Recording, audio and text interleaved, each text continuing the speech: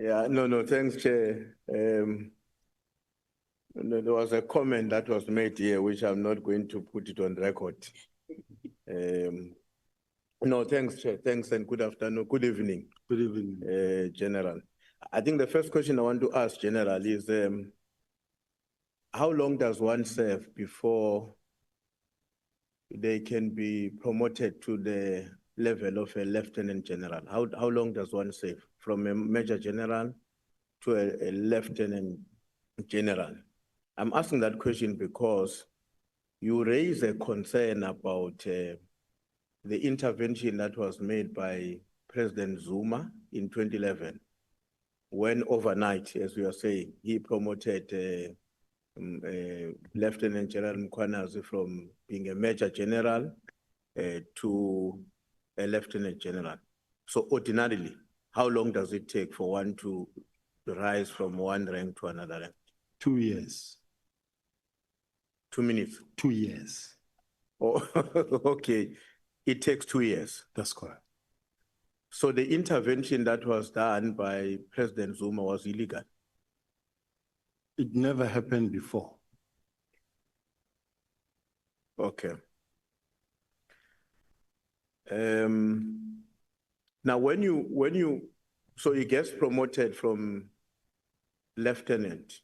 Okay, when he assumed the responsibilities of being the acting commissioner, he was just a lieutenant general, or he became a general as well? He was, in 2011, he became a major general. Yes. In between 2 to 4 months, he was then promoted to become lieutenant general. Acting national commissioner. Okay. As a major general. Mm-hmm. Then it happened that other generals raised concern. I said, but this is a major general. He's our subordinate here, and he's been made to become the acting national commissioner. And he can't be the acting national commissioner as a major general. Then they had to fix it overnight for him to become the lieutenant general. That's what happened. Okay, I thought when you are a commissioner, you become a general. Is that not the case? A commissioner is a civilian post, a major general or a general is a military rank structure. Okay. Now, coming back to the response you provided to Honorable Bredenbach, I know she's gone now. You said that Mkhwanazi was well funded, or Mkhwanazi is well funded to profiling. So who is funding him? And for what purpose is he being profiled? Well, all I know is that, let's say, for instance, Chris Excel, the one who said they are collecting money to thank him and buy him a cow or cows, the one that he said is going to donate to those children whose parents, police or parents, died in the line of duty. And he said he's going to give the money to donate the money there. But let us look at this. You go on TikTok, you go on Instagram, Twitter, everywhere. It's General Mkhwanazi. It's only one person. You will never find any other provincial commissioner doing that throughout the country, because they are not supposed to do it. It's only him who can do it. Now, there's a very strong media drive that is driven by a particular media house that I don't intend to mention. A particular individual, not necessarily the media house, but there's an individual who's actually behind him. Now, I'm sitting with a situation where if you check on whether it's X, whether it's AI generated TikTok, I'm the most corrupt Satan you can ever find. different every day. They will take Senzo Meyiwa, they'll take a lot of people. They'll take at Matlala, they'll take Mkhwanazi, they'll take Louis Liebenberg, they'll talk many people. Every day I'm facing, we're no longer even able to watch TV. You're no longer able to watch.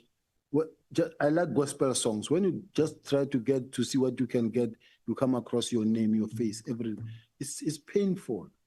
And just to make sure that my name is so messed up, so much so that I'm worthless. No, I cannot be considered for anything anyway. Yeah. It's not fair. Now, Chair, just hold on, General. Chair, I'm going to have to raise this matter with you. I made an observation throughout the answer and questions that the general has a habit of steering off away from a question. And when he does that, more time is wasted and we end up not finishing our questions. The question here, you told us that Mkhwanazi is well funded. My question was, who is funding him for what purpose? Now, you are going off and telling me about how your own reputation is being damaged in the public domain. I mean, quite frankly and honestly, that has nothing to do with my question. We can deal with that issue if you want us to deal with it, but at the moment I'm asking the question. You are saying to us, Mkhwanazi is well funded. Now, Mkhwanazi has said many things here in the Republic and in this committee. If he's well funded and you know, and it may very well be that it's because of his funding that he's saying the things that he has done, we're entitled to know that. Because if you can't explain what you mean by him being well funded, then we would rather have to agree that that statement really does not hold in terms of facts. I will for now, Chair, agree that because I'm not in a position to put the facts on the table that says it's funded by so and so. All I know is what I heard him saying that he's been given an amount of money or a donation in relation to what they were giving him to supply the children of the. He said he's going to donate the money to the children that have lost their parents, but I cannot hear where I'm sitting say it's funded by so and so. Okay. Just on a matter that has arisen here, but maybe just to raise it in a different context. Am I correct to say that in your submission in this committee, you said that you have never met directly with Paul O'Sullivan? I've never said that, Church. You never said that? I've never said that. Okay, I remember you saying, I know him very well. Yes. So knowing him very well means also you have met with him at some point? I've met with him many times. No, I wanted to be sure because I was not, I might have missed that. Now, the November meeting that we are talking about, where the minister raised certain concerns about, I think, various task teams, but particularly about the PKTT. You make references to that meeting of November. Now, let me tell you what is of my particular interest about it. Why did you choose to exclude that important information from your sworn-in statement? Because in that November meeting, in terms of your argument here, you are telling the people of South Africa that it's not fair for the National Commissioner to say he did not anticipate the disbandment of the PKTT because that was mentioned in the November meeting. And that's a crucial evidence in my own view. Why did you choose consciously to exclude that in the sworn-in statements you have provided to us? I need to see that November meeting, Chair, because I'm a little bit lost. Okay, let me remind you. Yeah. You made reference to the fact that there was a meeting around 26 or 27 November, whose minutes you do not have because you were denied access. And at that meeting, a discussion took place about various task teams, but I want to draw your attention to the issue of the PKTT. And the minister is said to have raised some observations about the PKTT on that meeting. Now, as you know, the serious contention on the part of the National Commissioner, your boss, is that I was never aware that there was any major discomfort which can result in such a drastic decision being taken and communicated on the 31st of December. Now you are saying, no, but in that November meeting, he even said to the National Commissioner, well, these are task teams, and task teams by their very own nature are not expected to last forever. So that's the November meeting I'm talking about. Now I'm saying to you, it would seem to me that is a very crucial meeting. Yes. But why did you choose to exclude it from your sworn-in statement? We didn't choose to exclude it because this is a statement that was contained in the minutes of the meeting that was discussed. And we requested with the legal team to have access. Even I think we requested through the evidence leader, if I'm sure that we be assisted with the minutes from the South African Police Service, and we were not favored with such minutes. General, let me explain what do I mean by exclusion. We've got these two big batches from you. These ones. Your own sworn-in statement you gave us. You make references to many things correctly, and we have no problem with that. Yes. But you are not even mentioning the fact that on your sworn statement, by the way, there is a November meeting whose minutes I have been denied. But I want to make the South African people to know that those minutes which were denied, I was denied access to, actually will confirm once they are made available that the National Commissioner was aware that we are gravitating towards a decision taken on the 31st. Why did you choose not to mention that in your sworn-in affidavit? Whilst I understand, Chair, remember that the statement is made by the evidence leader in consultation with my legal team. I'm there as well. They consult with me and then going to and pro. We're preparing a statement. So if it's an oversight, it could be that it's an oversight. But what I know and what I'm sure about is the fact that we did request the copies of such minutes. Okay. Let me say, I'm asking that question because I'm saying it's a crucial information and it's excluded and it's not, in fact, my own suspicion now is that if the line of questioning did not force you to talk about that meeting, we're never going to know about it. That's my own conclusion. You don't have to answer that. If the line of questioning, and I'm saying that worries me because that is a profoundly important meeting because even if you don't have the minutes, but the proceedings of that meeting in terms of your contention are nullifying the argument of the National Commissioner to say, I was blind. I was blank, not blind. I was blank, I had no information and no knowledge. But let's leave that issue there, General. I want to take you to your sworn statement, paragraph 85. In that paragraph 85 in your statement, I'm going to refer to two documents that I'm sure you recall very quickly. If you read that paragraph 85 and you read it together with 3.5.1a of the big bundle, what I call the big bundle would be, in our case, this one. I don't know on your side, how is it organized? But in that, in the two, you are saying something that left me with a question about who constitutes the office of the National Commissioner? Who constitutes that office? I don't know if are you able to get to 85? 85, let me read it for you. It says, is this one on your sworn statement? I'm trying to get the Chair. You're trying to get the, okay.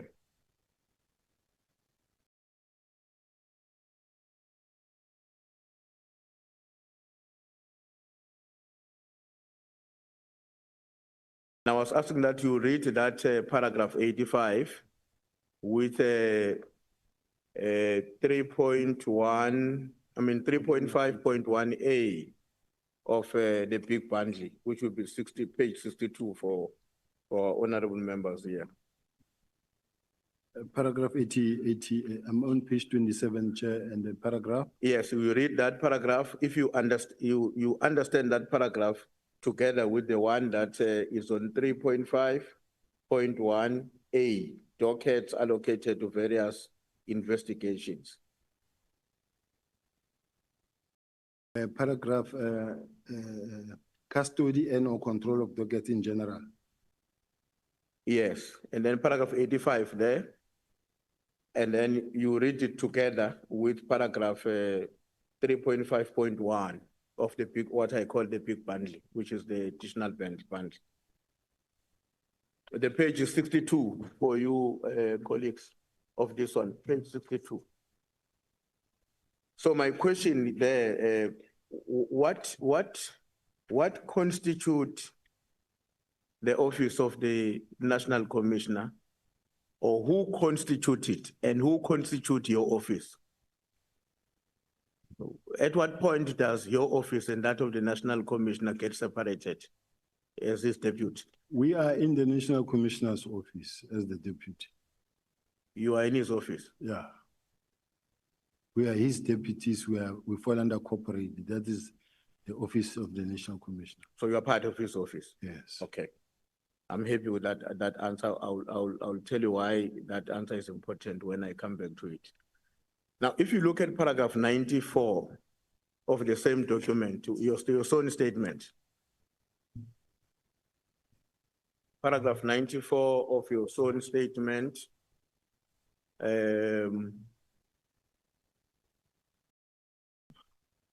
That paragraph there, the two divisional commissioners who reported to me, crime intelligence and detective and forensic, the dockets has to go where they needed to, where they are needed or they needed to be investigated. You see that paragraph? Yes.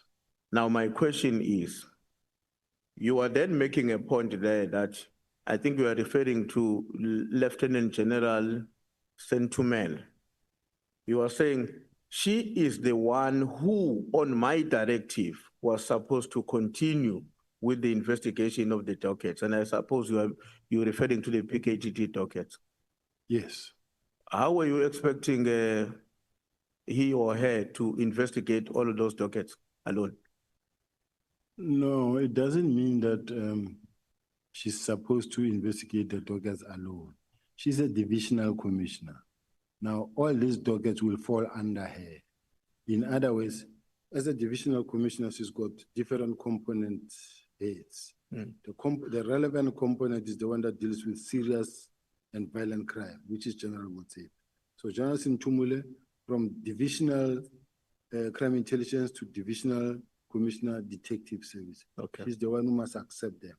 Then from there, send them over to General Motsepe to take forward. So she's under your command? Yes. All right. And then in paragraph 102, you are responding to General Mkhwanazi there. You are saying this is not true. The documents were not in my office. That's about the dockets. I'm sure you remember that. Yes. The documents were not in my office. Yes. Now, let me just check who kept the document and to whom does that person directly report to at SAPS? I'm told that the dockets were in Brigadier Tata's office, who report to General Motsepe. General Motsepe will report to General Ntuli. And General Ntuli reporting to whom? Me. So basically the dockets were in your office? Not in my office. No, okay, when I say the office, I understand the office not to be a building. I'm the chief whip of the ANC, I've got the deputy chief whip. When I talk about my office, it's the office where it's me, the deputy chief whip, and everybody who's in that caucus office. In that sense, I will accept, Chair. So the documents were, so the dockets were kept in your office, not physically where you work, but in your office. So they were under your office. Yes, Chair. Okay. And then in paragraph 103, General Motsepe refused to carry the directive of the National Commissioner. You said, where does that general report to? The General Sintumule. Now, where does, is she? It's a she. In your own view, given what you have told us about how police work on command and control, directive, authority, and seniority, where do you think General Motsepe got the courage to refuse the directive of the National Commissioner when he said to her, allow them to take photos of the docket? Well, I think at this present moment, maybe she is something that she can come and explain herself, but safe to say that we all believe that these dockets, because General Mkhwanazi already spoke to the nation and said the dockets are sitting here gathering dust when in fact they were not worked on. And that now they want to come. We were suspecting that in fact they want to come and add some of the things. They already told the nation that some of the dockets were already at an arresting stage when they were not. So it was a question of, okay, what needs to happen here now? Can we get it in writing that says we want to do 1, 2, 3, 4? So that, and this is how the discussions went with General Motsepe, that no, let it be in writing so that at least we are all covered, we are all protected. Okay, so that comes to the earlier point you made when you were responding to one of my colleagues that you only carry out even from your boss, you can only carry out a written instruction. Lawful instruction. What is unlawful about the commissioner saying to somebody very junior, far below down, please allow them to come and take photos? There was nothing unlawful, but the problem is it had the risk of when General Mkhwanazi went out there and said, we took the dockets are in my office gathering dust, and that some of the dockets were at the stage of arresting, when in fact he made a press briefing on information that he did not have. Now later he wants to come and either, I don't know, to inspect or to do that after effect. So as far as I'm concerned, this is what she says she did. Okay. You know why I'm asking? No, Chief Whip. Okay. The question has not been answered. Did you hear the question, General? I did. You said that the instruction of your senior, General Masemola, was not unlawful. And the Chief Whip wants to know, and this emanates from the earlier statement that you made.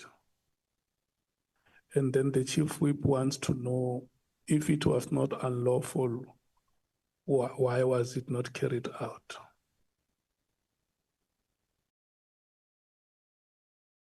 Because you say you hit to instructions to the extent that they are not unlawful.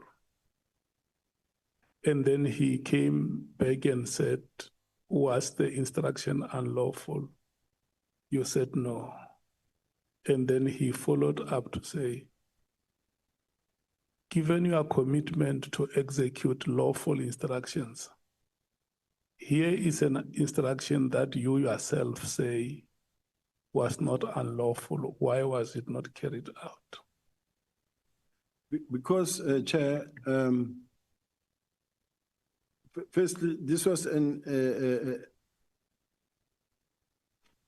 situation where General Mkhwanazi is calling and saying, I'm sending 10 people there to come and inspect those dockets.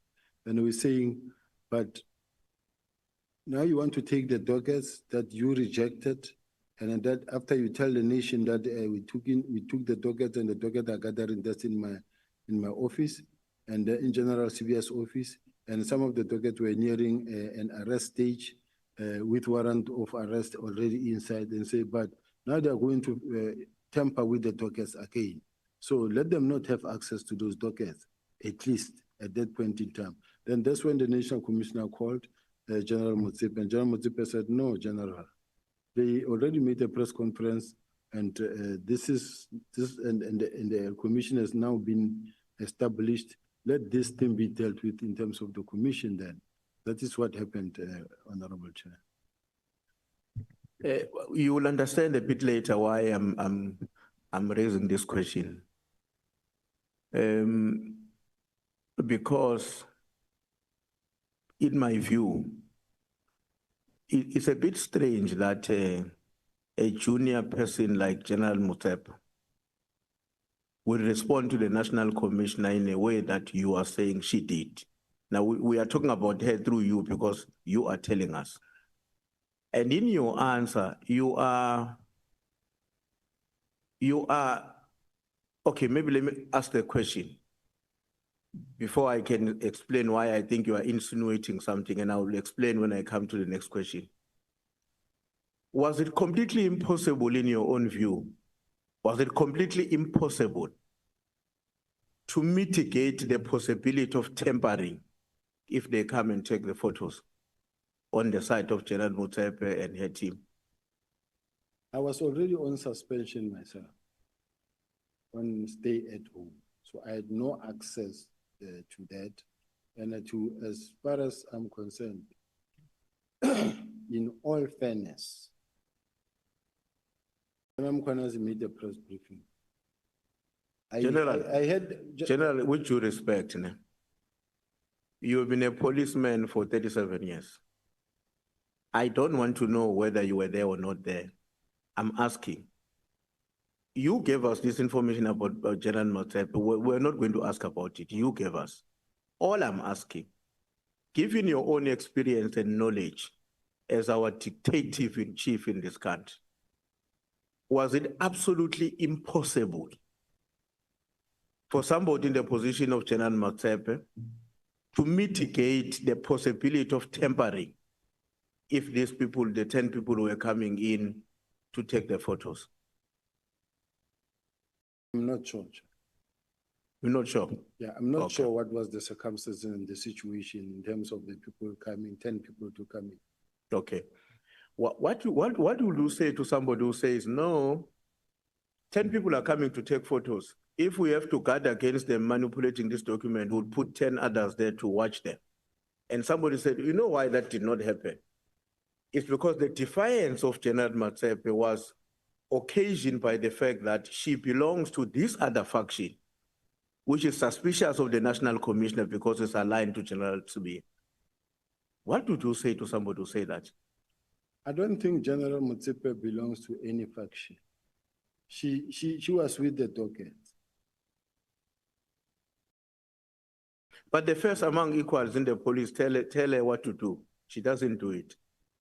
And she reports in the line that belongs to your division. I'm saying, then somebody sits somewhere in South Africa and say, where does this general get such a courage? Okay, let me conclude that because it's quite clear that in the evidence we're listening, there is a group, you are even giving them a provincial identification, KZN. It's a KZN group. Mkhwanazi and their group. Team. And then Masemula joins that group at some point because, I suppose, not because from KZN, but for factional reasons. If we were to accept that logic, if a South African citizen who's listening accept that logic, and therefore says, but here is a very junior general who refused to carry an instruction of the first among equal in the command and control of the South African Police Service. Is that person not acting because she belongs to another group, which is not only suspicious of the group of the NC, but equally protecting its own domain because it is under General SB? So you think the South African who think like that will be unfortunate or unwell or something like, what's your brief comment on that? A brief comment is that, quite honestly speaking, Chair, I don't believe that General Motsepe believed to affection. But I'm very much concerned that something very wrong happened where there's a press conference and a statement is made. And the dockets apparently are in my office gathering dust. When those dockets were in fact taken to KZN and he rejected it. Now, in all honest fact, I'm looking at a situation where General Mkhwanazi is doing everything wrong, and it seems like all the facts are favoring General Mkhwanazi because everybody who's trying to say, but let us preserve the evidence of this one, is also wrong in doing that. Chief Whip, before you proceed, let me take Honorable Shongwa. Thank you, Chair. Chair, I just want to keep this on record. When Honorable Skosana says the General is not answering consistency on his answers, I asked this question, if you remember, and his two replies was, I won't speak for General Motsepe. She will come, she's gonna have to come for herself and reply on this issue. And now when he's answering with Chief Whip, he's all over the place. So I think General Awilunge is,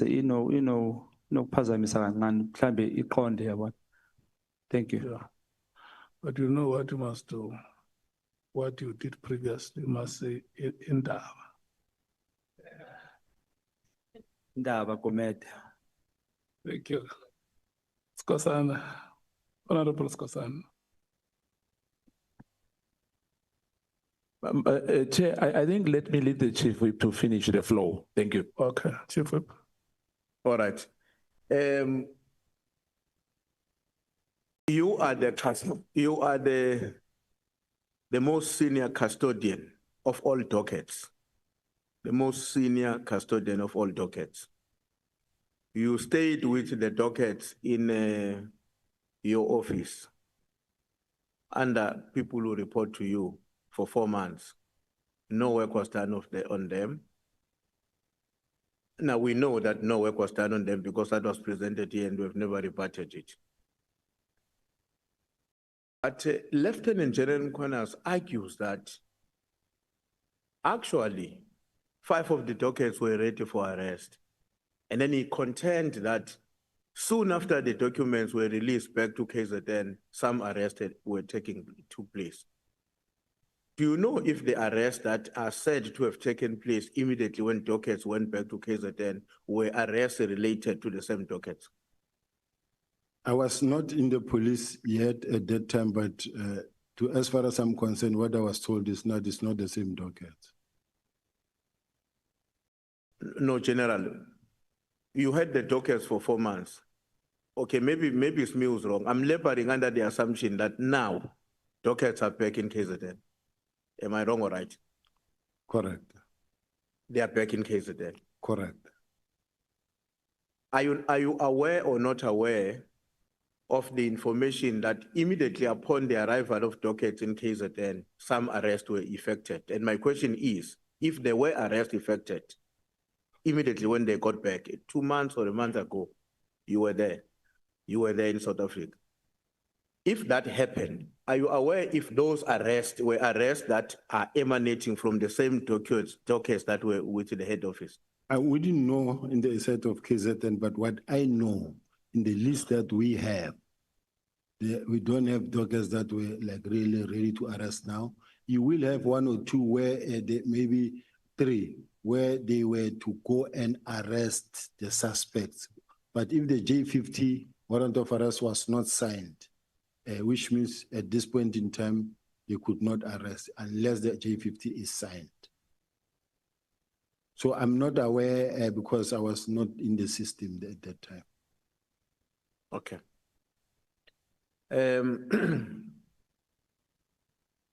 Do you know if there is an existence of a syndicate that is operating in Gauteng?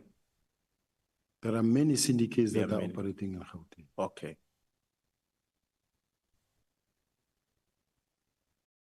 Syndicates and cartel, are they the same or not the same? They are not the same in a sense that the cartel is a group of people that are operating and also that mostly also even control and determine what happens in government and other areas.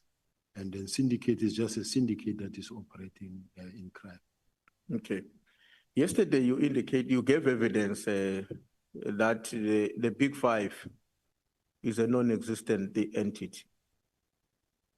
Is it your own submission to us and the people of South Africa that the head of crime intelligence, Lieutenant General Khumalo, Lieutenant General Mkhwanazi, and the National Commissioner are essentially misleading the country when in their various submissions, they make reference to the existence of the Group Five? Chair, The Big Five, a group of Big Five, yeah. Chair, I have a document of the syndicate that was compiled by both organized crime and criminal crime intelligence. And the document that I have that was presented by crime intelligence does not have the Big Five.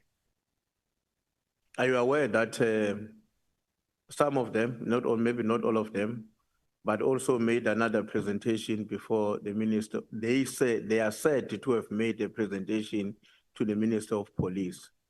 And part of that presentation apparently implicated you. Are you aware of that? If they say it implicated me, in the one that I have that was made by them in my presence, it didn't implicate me.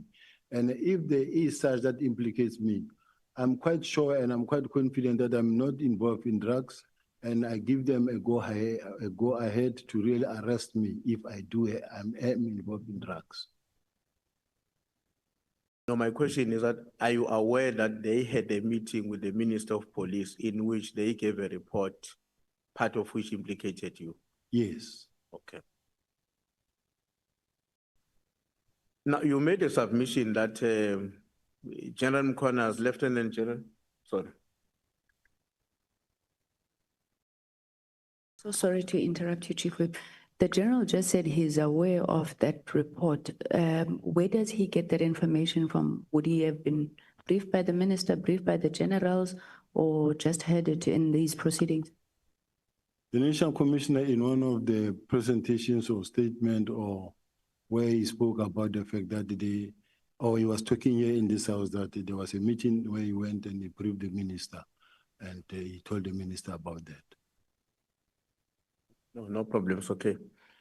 Now I want to go to, but you don't have to go there. I will explain what is in the context of my question there. Paragraph 81 and 83 of your sworn-in statement, where you talk about Matlala. You say there, and I quote, "I know Matlala as a service provider at SAPS."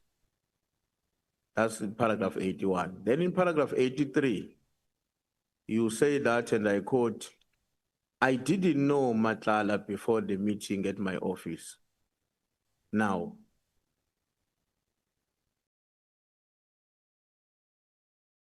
you have been telling this committee, General, that Matlala is a well-known person within the South African Police Service. If I read this too, I know Matlala is a service provider. And then the next paragraph, "I didn't know Matlala before the meeting at my office." And in your submission here, Matlala is a well-known person within the South African Police. Does the well-known, the knowledge of Matlala, the knowledge about Matlala within SAPS, before his meeting with you on the day when he was coming to complain about the tent, does that knowledge of all others exclude you, and why? Well, why are you the only one who's excluded in that knowledge? I didn't know Matlala. I didn't know Matlala from the onset or from the beginning. I didn't know him up until the day I met him in the office. And thereafter, I met him at the college, and I've met him several times. Like I'm saying, I indicated. Now, He is the kind of a person who is well known because he's a person who's been operating in Gauteng. When I look at the whole history of Matlala and the other colleagues that know him, you will see that he's a well-known person. Okay, let me just explain why I'm asking this question. You are saying in paragraph 81, I know Matlala. You are saying in paragraph 83, I didn't know Matlala until I met him in my office. But you seem to know that you actually know, not seem to know. You have told us, you know when for sure, that actually Matlala is well known within SAPS.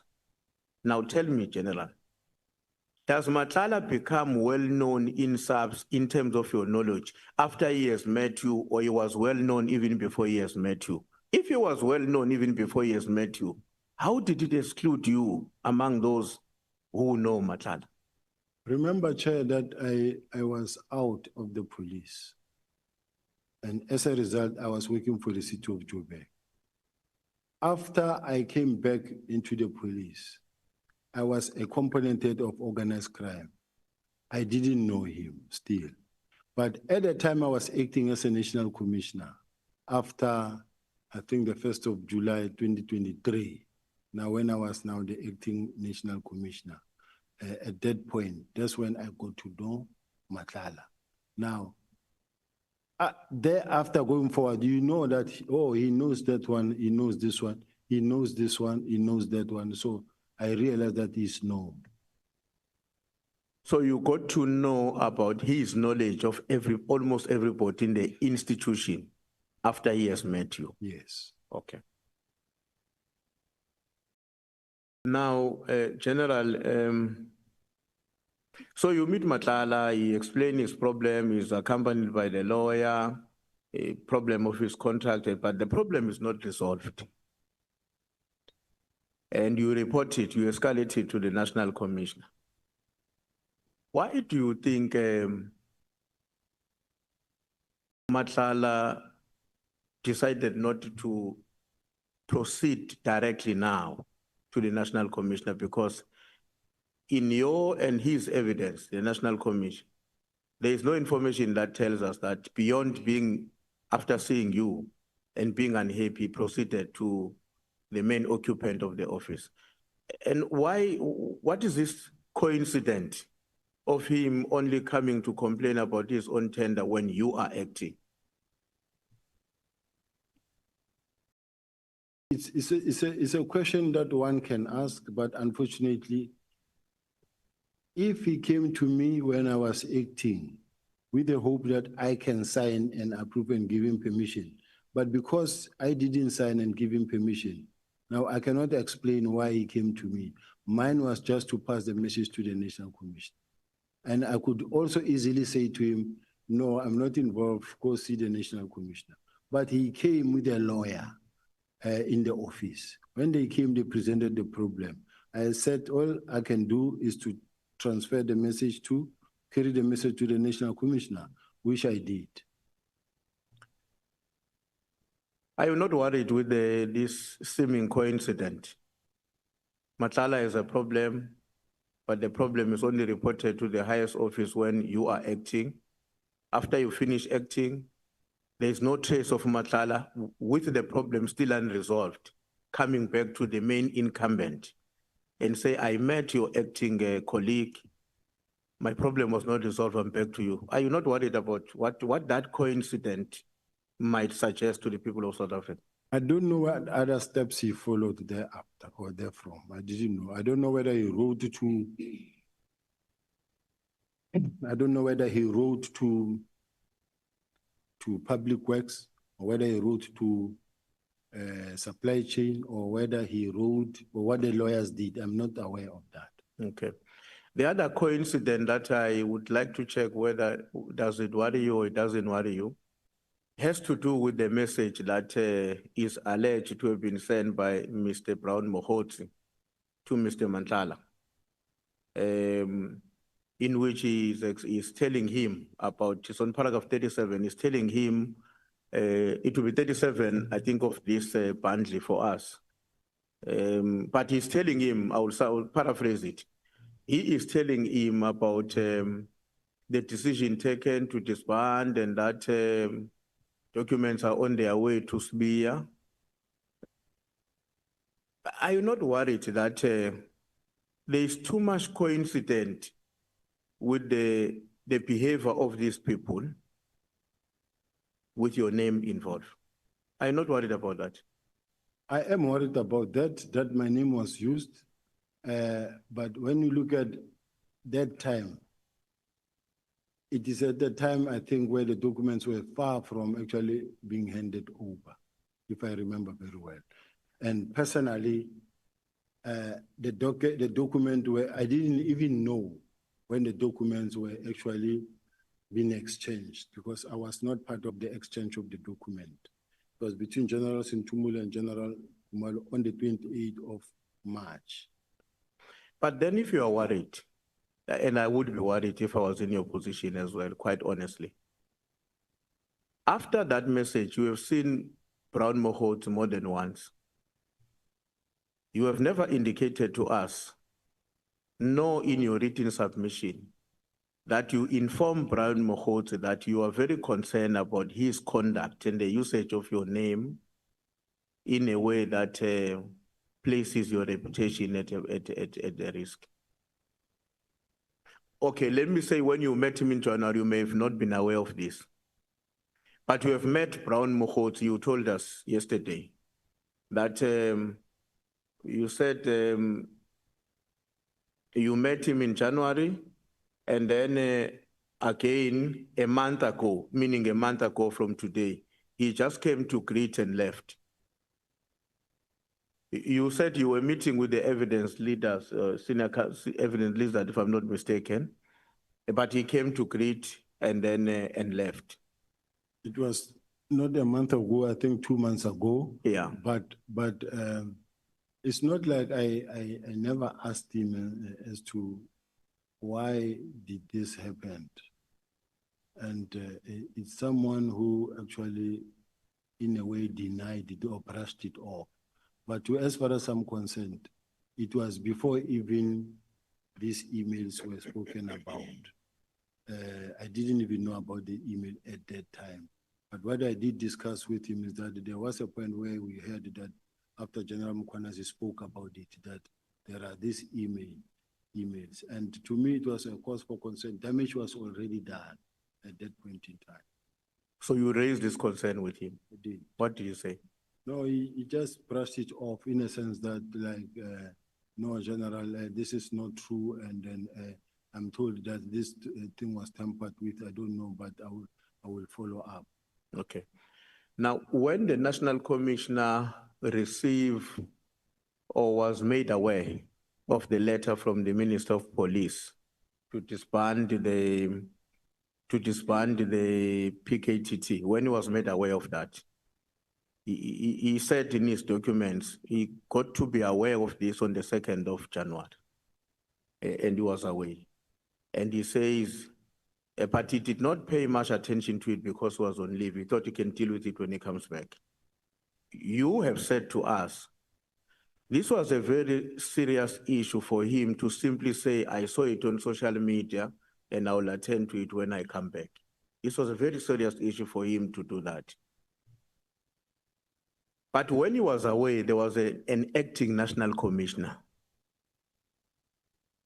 Why did you not, given the seriousness of the issue that you wanted the NC to attach to it, why did you not say anything to the acting national commissioner when a matter like this has arisen and there are correspondence coming from the office of the acting national commissioner, because she's the one, he or Musigit is a he. It's a she. She's the one who was in charge. Why nowhere you were saying, I once spoke to the acting national commissioner? Nowhere. Chair, if correspondence come from the office of the national commissioner, where General Musigit is acting, it's a document that gives me an instruction to proceed from the Office of the National Commissioner. I take it that it comes from the National Commissioner or General Musigiri, but it is the same thing. Can I ask that you allow me to ask just 3 questions? I'm told 3 is the reasonable one. My plea. Yeah, every time the stands upright, it means your time is up, but because you have a benevolent chairperson. Yeah, no, I will be quick. Just 3 questions. We allow you to ask between 2 and 3 questions. Okay, I promise you it won't be more than 3. The first one, just very briefly, on the bundles that we have, there's a document that is referred to as SP6, as the other one is SP7.1. Let me tell you what are those documents. SP6 is a document that you said was prepared by the National Commissioner's Office for you to sign, and it does show where you need to sign, but it also shows where it needs to sign.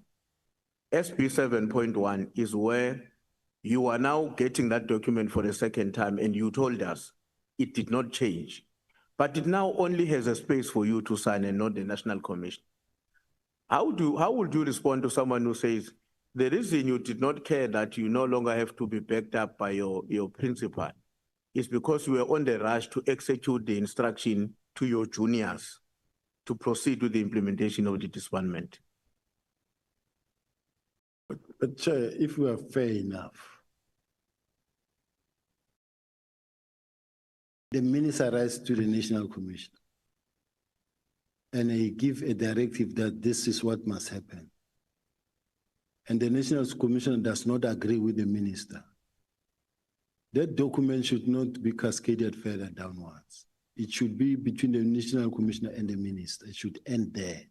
The National Commissioner must be able to respond. But if the National Commissioner writes in his own affidavit that says, I complied because had I not complied, I was going to be charged for insubordination. So which means the National Commissioner himself complied. Now, the fact that those documents came to me, it means it was now getting for implementation. Otherwise, it was not going to be like that. If the National Commissioner was of the view that he doesn't agree, I was going to return to the minister and say, Minister, I will be responding to you. I acknowledge the receipt of your directive, but I'm preparing an adequate response for you, and which will be sent before this date. And the National Commissioner will be working on a document that gets sent to the minister. The one before last, Chair, as I said, you made references to a meeting of Mkhwanazi and Masemula to analyze the dockets, because they were, at the time when the dockets are supposed to go, might be going to the Commission of Inquiry. You made a point here that Mkhwanazi and Masemula met because they were not very keen for the document to be submitted to the Commission. Who else was in that meeting, and how did you know about it? Because from what you are saying, they were meeting to conspire on the documents before they are taken to the Commission of Inquiry. Who else was there, and when was that meeting, and where was it? Remember, I was in constant communication with General Motsepe, because I wanted to know, General, because it was just the day I think I left, or after I was removed, and about the dockets. Because personally, I wanted to know, do we have copies of that iPhone? Do we have copies for these dockets? Can we make copies so that we don't lose track of these dockets? Where are those dockets? Personally, I didn't know where the dockets are because I had never seen any dockets. Can we make copies now? When I was told that, no, they are coming, because General Particular also came and they wanted to take the dockets. That's when I knew that, okay, there was a meeting with the 10 people or the investigator from KZN, but there was also a meeting with General Makashalala and a certain white brigadier that came to inspect the docket together with General Particular, and they take them to head to the college where the National Commissioner was based. Very last one, General, and thanks for your answers. You said to us you were forced, these are your words, I was forced by the National Commissioner to sign for a financial assistance support for the arrested people. I think those are Lieutenant General Kumalo and others.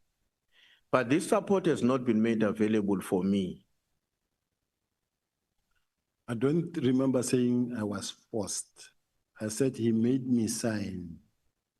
He made me sign the legal assistance for the members. But in my case, I applied, and to date, I haven't been favored with one.